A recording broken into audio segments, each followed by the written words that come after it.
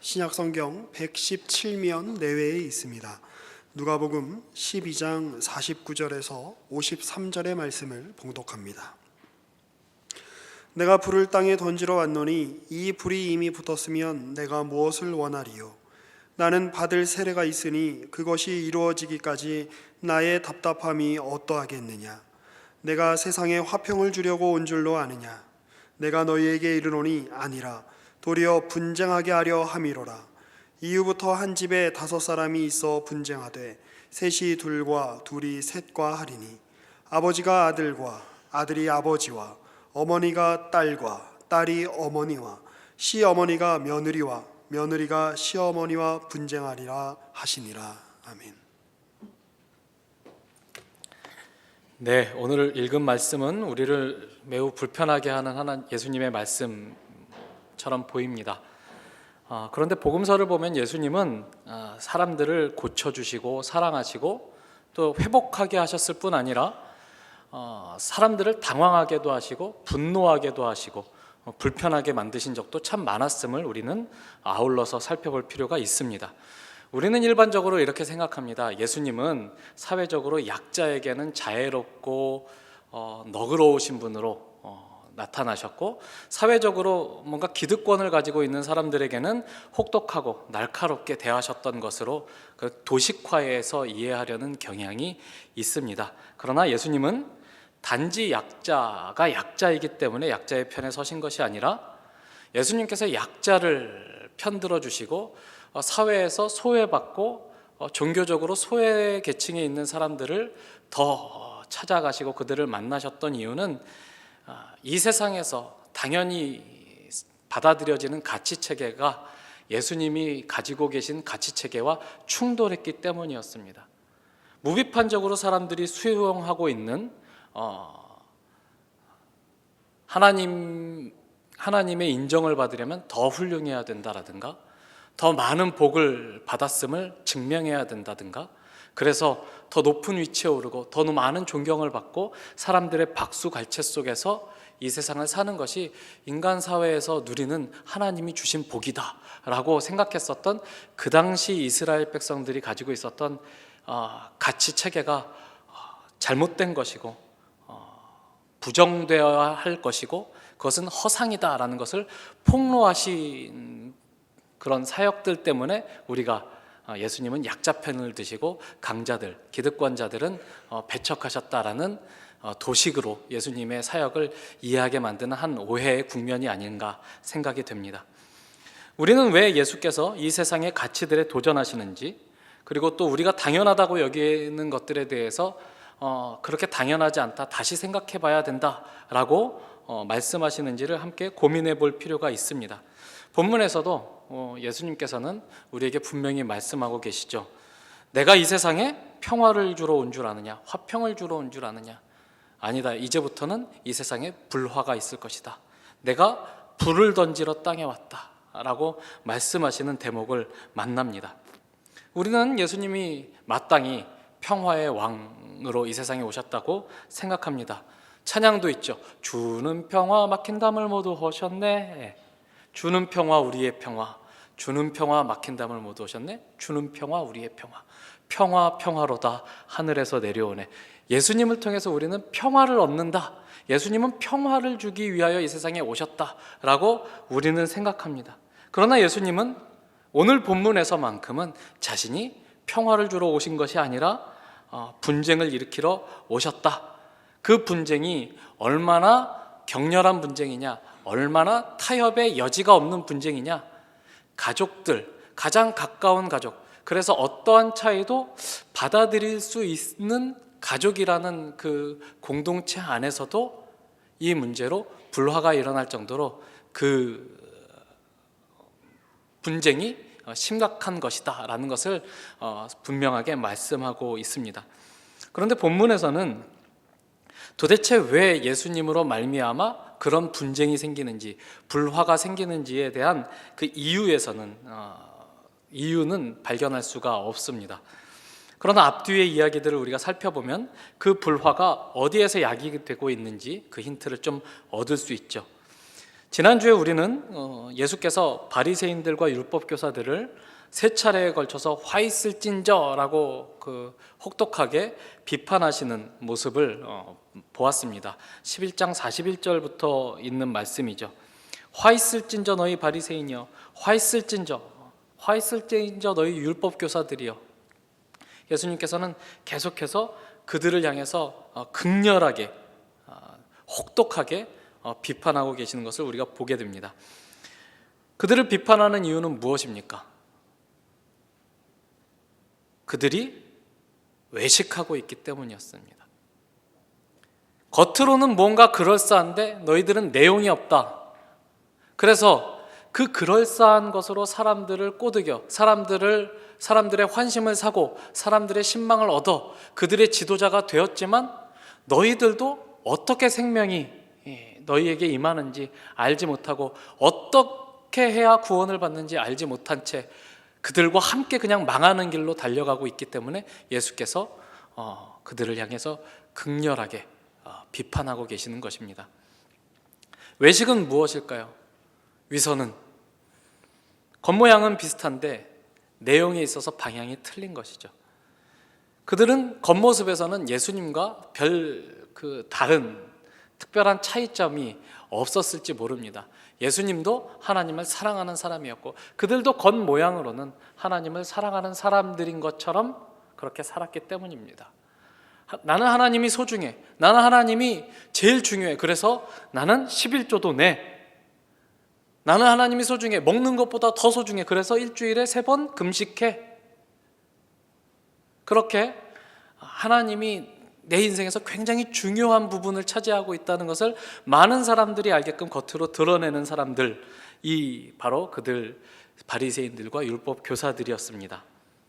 그런데 그들이 겉으로 드러내는 그 겉모습은, 율법을 소중히 여기는 그 겉모습은 그 율법에 대한 순종을 통해서 내가 하나님을 이만큼 사랑합니다라는 어떤 그 본심을 겉으로 드러내는 그 본심에 대한 한 표현이어야 하는데, 이들은 하나님을 사랑해서 하나님의 계명과 하나님의 율법을 지켜서 하나님과의 관계를 바로 하는 일에 관심이 있는 것이 아니라 이것을 잘 지킴으로 얻어지는 외적인 인정, 칭찬, 사람들의 박수갈채, 그리고 사람들이 당신이 가진 권리는 당신이 누리기에 합당하다라고 인정해주는 그런 모든 것들을 원했기 때문에 그런 것들을 했다는 것이죠.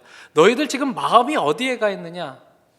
마음이 하나님을 향한 사랑에 있지 않고 그 사랑에서 흘러나오는 자연스러운 사랑의 고백으로 율법이 지켜지고 있는 것이 아니라 그저 다른 사람과 차별해서 너의 옳음을 증명하는 차원으로 너가 그렇게 율법을 지키고 자신이 율법을 지키는 것을 자랑스러워한다면 너는 틀린 것이다, 외식하고 있는 것이다, 그것은 위선이다 라고 예수님께서 고발하고 있는 것이죠. 그들이 위선하고 있다, 그들이 외식하고 있다라는 사실은 어디에서 분명히 드러나냐면 그들이 죄인들을 대하는 방식에서 분명히 드러납니다. 그들은 어떻게 죄인들을 대했습니까? 그들은 죄인들과 자신을 차별화시켰습니다. 분리시켰죠. 그들을 정죄했습니다. 그들과 차별화해서 그들을 정죄함으로 말미암아 그들이 어떤 유익을 누렸죠? 그들은 어두운 배경으로 만들고 죄인들을 어두운 배경으로 만들어서 수많은 죄인들이 저지르는 수많은 어둠 속에서 나 자신의 하나님을 향한 의로운 행위들이 반짝반짝 찬란하게 빛나도록 그렇게 사람들을 비교의 대상으로 전락시켜 자신의 우월함을 증명한 그런 행동을 했었던 것이죠. 그것이 바로 위선이라고 예수님이 고발하고 있는 것입니다. 이런 것은 하나의 삶의 방식이고 우리가 가지고 있는 가치 체계를 반영하는 행위입니다. 그들은 자기를 드러내기 위해서 누군가를 자기 아래에 두기를 원했습니다. 나보다 못한 사람을 만들어서 내가 그 사람들보다는 좀 더 높은 곳에 있다라는 것을 증명하기를 원했죠. 이것은 모든 세상 사람들이 추구하는 삶의 방식과 조금도 다르지 않은 것입니다. 상대적이고 비교적이고, 그래서 최대한 많은 사람들을 내 아래에 깔아서 내가 높아지는 그런 방식이죠. 그것은 하나님의 백성의 삶의 방식이 아니라 하나님을 모르는, 하나님이 없는, 하나님과 상관없는 삶의 방식입니다. 하나님이 이스라엘 백성들을 이집트에서 구원해 내셨죠. 그 이집트가 추구하는 삶의 방식이죠. 이집트는 무엇으로 상징됩니까? 이집트 하면 떠오르는 것, 피라미드 다 떠오르시죠? 피라미드가 무엇입니까? 피라미드, 무덤이죠. 무덤인데 피라미드는 어떤 구조를 가지고 있죠? 가장 꼭대기에 돌 하나가 올라가 있습니다. 그리고 그 돌 하나 꼭대기에 올라간 그 자리에서 수직으로 내려오면 뭐가 있죠? 그 피라미드의 주인인 왕의 묘실이 있죠. 이 사람은 최정점에, 인류 최정점에 선 사람이다, 이거죠. 어떻게 최정점에 오를 수 있었습니까? 수많은 사람들을 노예로 부리고 수많은 사람들을 생산의 수단으로 착취해서 얻은 부를 가지고 권력을 유지하고 그 권력의 꼭대기에 서는 거죠. 이것은 세상의 방식입니다. 최대한 많은 사람들을 내 아래에 둘 것, 최대한 많은 사람들을 나의 컨트롤 하에 둘 것, 그리고 그 사람들의 능력들과 그 사람들의 재능을 이용해서 나의 지위를 높이는 것, 세상의 방식입니다. 이것은 하나님을 사랑하는 본질, 하나님께서 의도하신 하나님의 백성들이 살아가는 삶의 방식의 본질과는 동떨어져 있는 것이고 정반대에 속한 것이다 라고 예수님께서 드러내는 것이죠. 그들은 형식적으로는 나는 하나님만 사랑해, 나는 하나님만 최고의 가치로 생각하고 있어 라고 겉으로는 그렇게 이야기하고 있지만 철저히 세속적으로 살아가고 있는 것입니다. 세속적이란 하나님께 향해 있는 방향을 나에게로 돌리는 거죠. 가치의 중심을 하나님께 두지 않고 하나님과 가치를 분리하는 것이 바로 세속적이다라고 이야기할 수 있는 것입니다. 그래서 하나님께로 향해 있는 방향을 교묘하게 왜곡해서 자기를 드러내는 대로 씁니다. 그래서 더 많은 사람을 죄인으로 만들어서 그만큼 내가 더 돋보이는 의인이 되는 그런 방식으로 바리새인들과 율법 학자들이 그렇게 일종의 사이비 노릇을 했기 때문에 예수님께서 극렬하게 그들의 잘못을 비난한 것이죠. 한편으로는 예수님이 그들의 잘못을 비난하고 그들을 막 정죄했지만 이것은 그들이 미워서라기보다 저는 그렇게 보입니다. 그들이 막 밉고 저주를 받아 마땅하기 때문에 예수님께서 막 저주를 쏟아부으신 것이 아니라 너무나 위험한 곳으로 다름질 치는 아이를 부모가 제지하듯이 그렇게 제지하는 것이죠.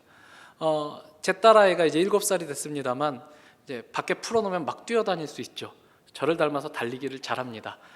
계단을 향해서 막 달려가면 부모로는 굉장히 걱정이 되죠. 왜냐하면 근력이 충분하지 않아서 그 관성을 이길 근력이 없어서, 그래서 계단 앞에서 멈추지 못하고 그냥 꼬꾸라질까 봐. 그러면 뭐라 그럽니까? 혜윤아 그러지 말거라 이렇게 말하는 것이 아니라 혜윤아 안 돼! 이렇게 말하는 것이 당연한 것이죠. 예수님께서 그렇게 말하지 않을 수가 없었으리라 생각합니다. 너무나 뻔히 보이는 방식으로 많은 사람들을 미혹하고 있고 많은 사람들이 그들의 꾀임에 빠져서 또 그들이 이루어가는 그 일들의 어떤 그 영광스러운 모습, 겉보기에 영광스러운 그 모습을 동경하고 흠모해서 잘못된 방향으로 가기 때문에 예수님께서 가만 조용히 말씀하실 수 없었으리라 생각합니다. 얼른 뛰어내려, 안 돼, 죽어, 그쪽으로 가면 망하는 거야 라고 말하지 않을 수 없었던 것이죠. 그 후에 이렇게 그들과의 그 신랑이 그들을 향한 비판의 말씀을 그친 후에 예수님께서는 제자들을 불러서 따로 무언가를 가르치십니다. 그 12장으로 이제 넘어오는 말씀이죠. 12장에 넘어오면 예수님께서 제자들에게 그 12장 1절부터 시작해서 34절에 이르기까지 긴 구절을 통해서 이렇게 말씀을 하십니다. 너희는 너희의 필요, 너희 자신의 가치를 스스로 구축할 필요가 없는 존재다. 너희들은 하나님의 자녀들이고 하나님의 백성들이다. 하나님 아버지가 너희 쓸 것을 다 아신다. 하나님이 공급하신다. 그러니 너희는 이제 하나님의 백성답게 사는 일에만 충실해라. 하나님의 나라를 구해라. 그것을 기도를 가르쳐 주시는 일들, 또 염려하지 말라는 그런 말씀들을 통해서 쭉 계속해서 가르쳐 주시는 것이죠. 왜 걱정하지 말라 그럽니까? 하나님이 너희 아버지시기 때문에 너희는 근심하지 말고 걱정하지 말라고 말씀하십니다. 그리고 나서 우리가 이제 12장 35절부터 시작해서 13장 9절에 이르는 큰 단락으로 넘어가는 것이죠. 오늘 본문은 그 사이에 있는 것입니다. 35절부터 48절까지의 말씀은 혼인잔치에 갔다가 밤늦게 돌아오는 주인을 막기 위해서 잠을 이루지 않고 깨어 기다리는 종의 이야기로 시작을 합니다. 어떤 종이 있는데 그 종은 주인이 돌아오기까지 허리에 띠를 띠고, 허리에 띠를 띈다는 말은 준비를 한다, 준비 자세를 갖추었다 이런 뜻입니다. 준비를 하고 등불을 켜고 깨어서 주인을 맞을 준비를 한다. 그 주인이 돌아와서 종이 그렇게 자지 않고 깨어서 자기를 맞을 준비를 하고 있는 그 종을 보면 기뻐할 것이다 라고 말씀을 하는 거죠. 만약에 도둑이 어느 시점에 올지 알았다면 그 도둑이 집을 뚫지 못하게 방비하고 있지 않겠느냐, 이런 말씀을 합니다. 다 주인이 돌아오는 것, 언제 올지 모르는 도둑이 언제 온다는 것을 알면 그때를 준비하고 기다린다는 것, 그리고 베드로의 물음에 이어서 주인에게 소유를 맡은 종이 그 주인이 더디 온다고 생각해서 자기에게 맡겨진 다른 종들을 술 취해서 먹고 술집에서 때리고 학대하고 그러면 주인이 돌아왔을 때 벌을 받을 것이라는 이야기들, 이런 이야기들을 통해서 예수님은 마치 도둑이 언제 올지 모르듯이 인자가 다시 올 때, 예수님이 재림할 때를 가리키죠. 그때도 그렇게 임할 것인데 그때 너희는 준비가 되어 있어야 한다라는 말씀을 주십니다. 주인이 오신다 이거죠. 너희가 주인이 아니다 이거죠. 바리새인들은 주인을 그 명분에 두고 마치 자기가 주인인 것처럼 살아갔던 사람들이고, 이 예수님께서 말씀하시고 있는 바는 너희는 주인이 아니고 주인이 언젠가 온다. 주인의 뜻이 있고 주인의 뜻대로 사는 사람들에게 주인이 상을 내릴 것이다. 주인의 뜻대로 살지 않는 자들에게는 주인이 벌을 내릴 것이다. 이렇게 말씀을 합니다. 모두 다 종말을 배경으로 한 말씀이죠. 예수님의 오심은 종말을 가리킵니다. 여기서 말하는 예수님의 다시 오심 뿐 아니라 예수님이 처음 오셨을 때부터 이미 종말은 시작되었습니다. 예수님이 이 세상에 오셔서 당신의 공생애를 시작하실 때 뭐라고 선포하시죠? 회개하라, 천국이 너희에게 가까이 왔다, 임했다라고 선포를 하시죠. 하나님의 나라가 이미 너희에게 임했다. 종말론적으로 완성될 그 하나님의 나라가 이미 시작되었다라고 예수님께서 선포하십니다. 그러니까 이 종말이라는 주제는 언제나 심판과 완전한 구원, 완성이라는 주제와 묶여있는 주제죠. 그러나 이러한 경고들은 성경에서 굉장히 반복되는 주제들 가운데 하나입니다. 선지서에서 하나님께서 선지자들을 보내서 이스라엘 사회에 하나님의 심판을 경고하는 메시지를 던져주십니다. 오늘 본문에 내가 불을 던지러 땅에 왔다, 내가 땅에 불을 던지러 왔다라고 말씀을 하시는 것처럼 심판이 예고되어 있다, 심판이 예정되어 있다라는 말씀을 통해서 하나님은 이스라엘 사회에 불을 던지십니다.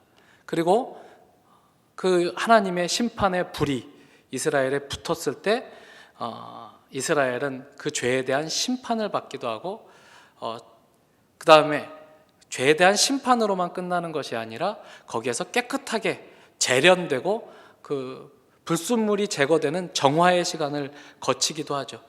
그것은 앞으로 다가올 일이지만 그 다가올 일이 너무나도 확실하기 때문에 선지자들은 이스라엘 백성들에게 회개를 촉구합니다. 지금 돌이켜라. 지금 돌이켜도 하나님의 심판은 임하게 되어 있지만 지금 돌이키면 하나님이 너를 보호하실 것이다. 심판 가운데서도 지키실 것이다 라고 말씀을 하시죠. 그때도 선지자들의 메시지는 사회에 큰 논란거리가 됐을 것입니다.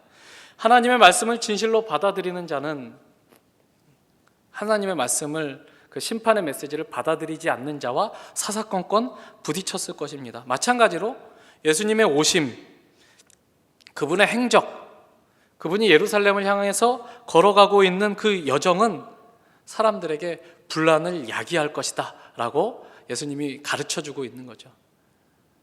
나는 그냥 모든 사람이 모두 행복하고 잘 되게 그렇게 말랑말랑한 평화를 위해서 온 것이 아니다.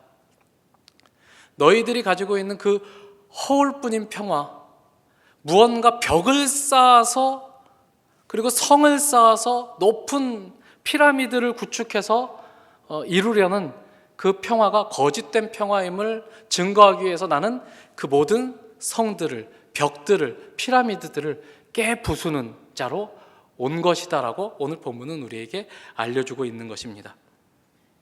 예수는 이어서 계속해서 말씀하시죠. 54절부터 57절까지의 무리들을 불러서 이렇게 말씀하십니다. 구름이 서쪽에서 이는 것을 보면 소나기가 오겠구나. 왜냐하면 지중해 쪽이 서쪽이거든요. 지중해 쪽에서 구름이 오면 습한 구름이 몰려오는 것이고 그 습한 구름으로 인해서 비가 내릴 것이다 라고 그 당시의 사람들은 당연히 알고 있었다라는 이야기죠. 너희들은 그렇게 서쪽에서 구름이 다가오면 비가 내리겠구나를 알고 남쪽에서 뜨거운 사막 바람이 불어오면 더워지겠구나를 아는데 나를 통해서 일어나는 이 모든 일들을 보면서도 왜 분간을 하지 못하느냐라고 말씀하고 계십니다. 지금 하나님이 일하고 계시고 하나님의 나라가 도래했는데 왜 너는 하나님의 나라와 상관없이 이 세상의 가치 체계를 쫓아서 피라미드를 쌓는 일에 골몰하고 있느냐? 예수님이 그렇게 도전하시는 거죠. 계속해서 이어지는 말씀에서 58절부터 59절 말씀에서는 고발하는 자와 함께 법관에 가기 전에, 법관 앞에 서기 전에 가는 길에 그와 화해해라 라고 말씀하고 있는 대목이 나옵니다. 무언가 재정적인 빚을 졌나 보죠.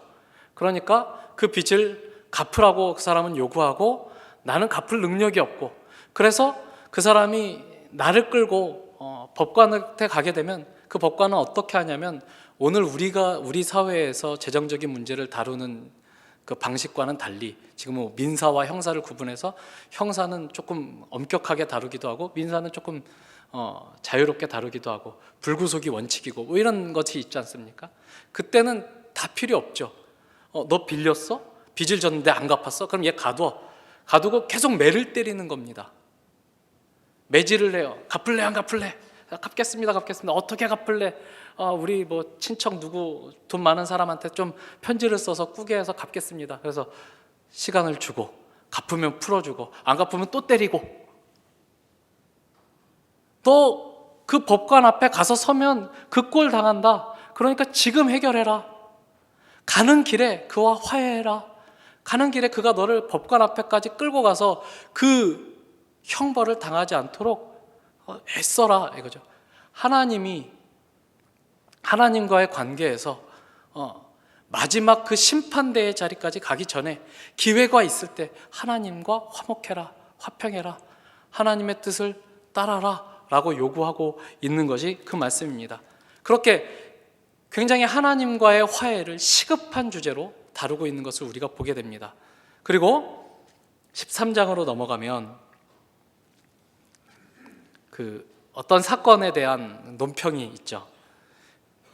갈릴리 사람들 중에 몇 명이 빌라도에 의해서 그 성전 제단 곁에서 아마 처형을 당했던 것 같습니다. 그래서 자신들의 그들의 피가 성전 제단 제물의 피와 이렇게 섞인 사건들을 논평하면서 사람들이 예수께 묻습니다. 그 사람들이 그렇게 심각한 의미에서 그 하나님의 제단 곁에서 죽어 제물과 피가 섞인 것은 그 사람들이 더 특별하게 하나님 앞에 죄인이기 때문이겠죠? 라고 이제 예수님께 묻는 거죠. 예수님은 아니라고 말씀하십니다. 2절을 보시면 대답하여 이르시되 너희는 이 갈릴리 사람들이 이같이 해 받음으로 다른 모든 갈릴리 사람보다 더 죄가 있는 줄 아느냐? 수사학적 질문이죠. 그렇지 않다 이거죠.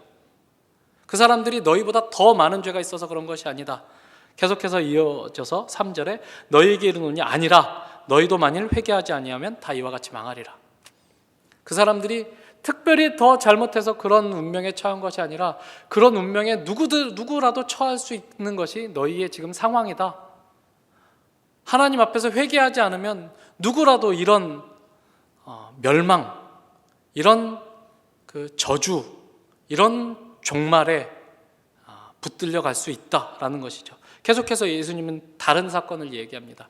실로암에서 망대가 무너져 18사람이나 죽었던 사건들을 상기시키면서 그 사람들은 뭐 예루살렘에 있는 다른 사람들보다 더 많은 죄를 져서 그렇게 된 줄 아느냐? 아니다. 회개하지 아니하면 너희도 다 그와 같이 망할 것이다 라고 해서 하나님과의 관계에서 우리는 다 죄인이고 그래서 위기에 빠져 있다라는 것을, 심각한 위기에 빠져 있다라는 것을 일깨워 주시죠. 그러나 이야기는 그렇게 긴박한 이야기로 마무리되지 않고 6절부터 9절까지 나오는 열매 맺지 못하는 무화과 나무를 돌보는 농부의 비유로 이어집니다.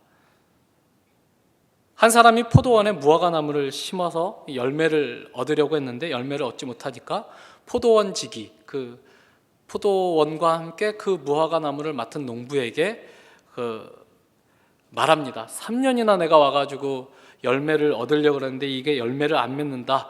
잘라버릴까? 이렇게 말하니까 포도원지기 그 농부가 그렇게 하지 마십시오. 금년에도 그대로 두십시오. 내가 두릅하고 거름도 주고 잘 돌봐서 열매를 맺도록 노력하겠습니다. 그렇게 열매를 맺으면 좋은 일 아니겠습니까? 만약에 그때도 열매를 맺지 못하면 그때 가서 찍어버립시다. 이렇게 해서 기회를 더 주시는 이야기들을 소개하고 있습니다.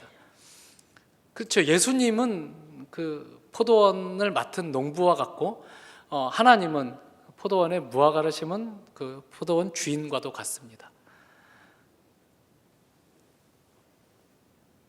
하나님의 백성을 심고 그 백성에게 마땅히 요구되는 열매를 기대하는데 열매를 맺지 못하는 나무, 그 나무를 찍어버리겠다라고 했을 때 기회를 줍시다, 시간을 줍시다 라고 만류하는 농부가 바로 예수님과 같다라고 볼 수 있는 거죠. 우리는 이런 이야기들을 통해서 누가복음의 이 말씀들을 전체적인 구도 속에서 살펴볼 수 있습니다. 예수님은 지금 예루살렘으로 가는 여정 중에 있습니다. 9장 51절에 예수께서 예루살렘으로 올라가시기를 굳게 결심하셨다라는 말씀 이후로 이제 예수님은 매 걸음걸음을 예루살렘으로 향하는 걸음으로 걷고 계십니다. 예수님은 예루살렘에 올라가면 무슨 일이 일어날지 아십니다. 그것은 예수님 개인에게는 종말과 같은 일들을 만나게 될 여정입니다. 예수님은 십자가를 향하여 걸어가고 계십니다.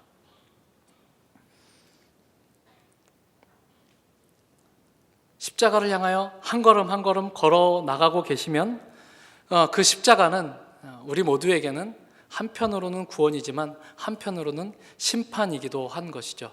죄가 무엇인지, 하나님이 죄를 얼마나 싫어하시고 호되게 그리고 또 중대하게 다루시는지 우리가 예수님의 십자가에서 보게 됩니다. 예수님은 아직은 오지 않았지만 반드시 오고야 말 하나님의 일하심을 완성하는 그날을 마음속에 두고 오늘 한 걸음 한 걸음을 옮겨가고 계시는 와중에 있습니다. 그래서 다른 무엇보다도 하나님이 하나님의 나라를 완성하실 그 사건이 인생에서 가장 중요한 가치라는 것을 최우선순위에 두고 매일매일을 살아가고 계시는 거죠. 그리고 자신을 따르는 자들에게 예수님이 그렇게 걸으셨던 것처럼 현실을 그렇게 살으라고 지금 권면하고 계시는 것입니다. 세상이 이해하는 방식으로, 세상이 맞아 라고 이야기하는 방식으로 우리의 하루하루를 살면 안 되는 거다, 틀리는 거다라고 가르쳐주고 계시는 거죠. 예수님이 십자가를 향해 걸어갔던 것처럼 그리 걸어가면 안 됩니다. 그거 바보 같은 짓입니다. 그 일이 주님께 이루어지지 않도록 내가 막겠습니다라고 베드로가 그랬던 것처럼, 베드로가 사탄이 되었던 것처럼 반대와 저항에 직면하는 것이 하나님의 뜻대로 사는 사람들이 겪게 될 현실이라고 예수님이 말씀하고 계시는 것입니다. 그것은 참 미련한 일로 여겨집니다. 그러나 예수님이 그렇듯이 하나님의 나라가 완성된다. 이 모든 과정을 통해서 하나님이 당신의 뜻을 이루신다. 나는 하나님을 신뢰함으로, 나는 하나님을 순종하고 사랑함으로 그것을 극단까지 밀어붙여서 그 길이 설사 죽음에 이르는 길이라 할지라도 나는 그 길로 걸어가겠다. 주를 사랑하고 주께 순종하고 주를 최우선의 가치에 두는 그런 자세로 오늘을 살아가겠다라고 스스로를 나타내 보여주시고 제자들에게 너희들이 그렇게 살아야 된다. 그렇게 살 때 세상에서 너희를 미련한 자라고 할 것이다 라고 말씀하고 계시는 것입니다. 우리는 종말이 온다라는 개념을 굉장히 오해하고 있습니다.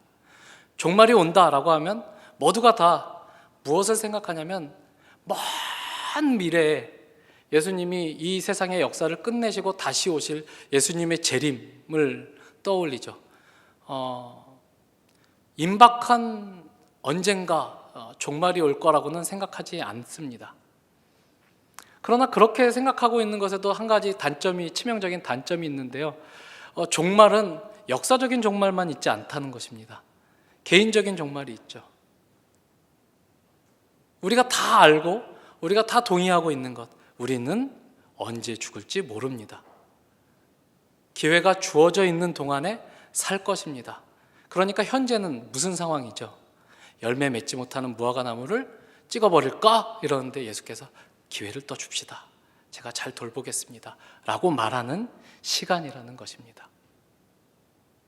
자, 우리는 자고 일어나면 새로운 하루가 매일매일 시작됩니다. 그것은 하나님께서 우리에게 매일매일 주시는 새로운 기회입니다.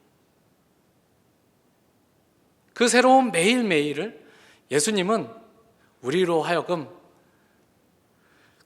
세상이 이해하는 오늘, 지금 다른 사람과 비교해서 더 높은 자리에 오르는 그런 싸움이 아니라 마지막 날에 하나님께서 이루실 하나님의 나라, 심판, 구원, 완성이라는 종말론적인 지혜가 있는 사람들로 오늘을 살아가기를 예수님께서는 우리에게 요구하고 계시는 것입니다. 그렇게 살 때 세상 사람들은 우리에게 미련하다고 이야기할지 모르겠습니다. 세상 사람들은 그렇게 사는 것은 참 이해가 되지 않는다라고 미련하다고 말할 수도 있겠습니다. 그러나 십자가의 도는 원래 미련한 것이라고 성경은 우리에게 말해주고 있는 것을 봅니다. 마지막으로 우리 에베소서 5장의 말씀을 한번 보시고 말씀을 마치겠습니다. 에베소서 5장 8절입니다.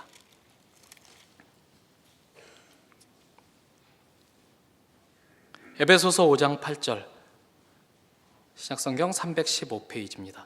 너희가 전에는 어둠이더니 이제는 주 안에서 빛이라. 빛의 자녀들처럼 행하라. 빛의 열매는 모든 착함과 의로움과 진실함에 있느니라.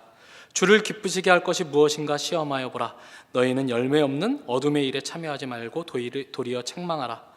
그들이 은밀히 행하는 것들은 말하기도 부끄러운 것들이라. 그러나 책망을 받는 모든 것은 빛으로 말미암아 드러나나니 드러나는 것마다 빛이니라. 그러므로 이르시기를 잠자는 자여 깨어서 죽은 자들 가운데서 일어나라. 그리스도께서 너에게 비추이시리라 하셨느니라.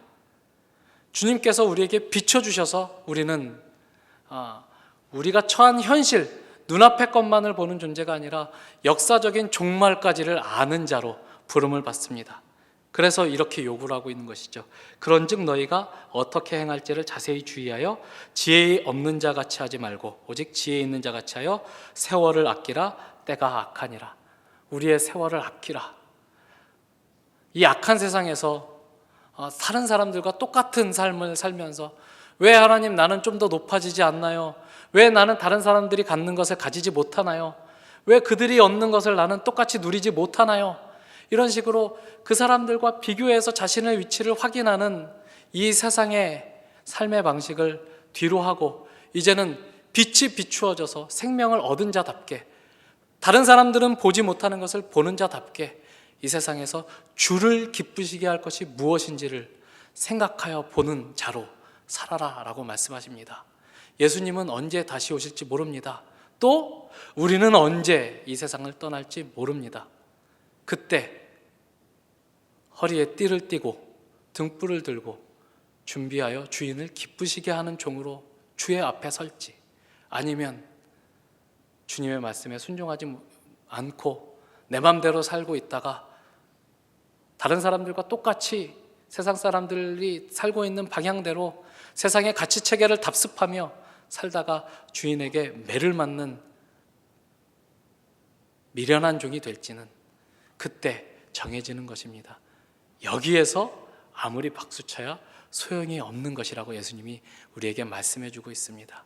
이 말씀을 가슴에 두고 그렇게 아직 오지 않았지만 반드시 오고야 말 마지막 날을 염두에 둔 사람으로서 지혜롭게 살아가며, 그렇게 세상에서는 미련한 자로 여겨지지만 사실은 지혜로운 우리 공동체의 각 식구들을 서로 격려하면서 우리의 모임들을 유지하고 또 그렇게 하나님 앞에 같이 서는 우리 모두가 됐으면 좋겠습니다. 기도하겠습니다. 하나님 아버지, 감사합니다. 우리는 하나님의 종입니다. 하나님이 이 세상의 주인이십니다. 하나님은 하나님의 나라를 완성하실 것이고 그때가 언제인지 우리는 알지 못하지만 그날은 반드시 오고야 말 것입니다. 그것을 아는 자로 이 세상을 하나님이 보시기에 지혜롭게 사는 우리가 될 수 있도록, 주의 뒤를 따르는 우리가 될 수 있도록 하나님 우리의 믿음을 굳게 하여 주시옵소서. 예수님 이름으로 기도합니다. 아멘.